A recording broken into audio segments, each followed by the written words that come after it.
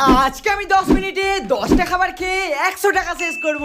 বলেন কি? তো হ্যালো গাইস, সবার প্রথমে প্রথম খাবারটা খাওয়ার জন্য চলে এলাম আমরা ফুচকার দোকানে। আর এখান থেকে 10 টাকায় 4 পিস ঝাল ঝাল ফুচকা খেয়ে দ্বিতীয় খাবারটা খাওয়ার জন্য চলে এলাম আমরা 10 টাকার মাটন ঘুগনির দোকানে। আর এখান থেকেও নিয়ে নিলাম 1 প্লেট মাটন ঘুগনি। ঘুগনিটা খেয়ে কমপ্লিট করে 3 নাম্বার খাবারটা খাওয়ার জন্য চলে এলাম আমরা মা তারা সিঙ্গারার দোকানে। এটা খাওয়ার জন্য আমাদের এলাকার সবাই কিন্তু দারুণ ভিড় করে, তাই 10 টাকা দিয়ে আমিও একটা ছাটিয়ে দিয়ে 4 নাম্বার খাবার নিয়ে নিলাম আমি 5 টাকার গরম গরম পপকর্ন।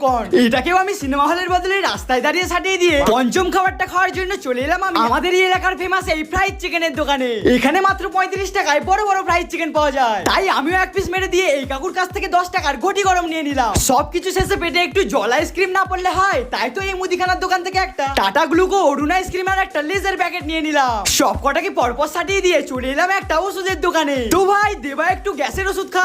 তোমরা রুমিল ব্লগসের জন্য চ্যানেলটা সাবস্ক্রাইব করে দিও। Tata bye bye.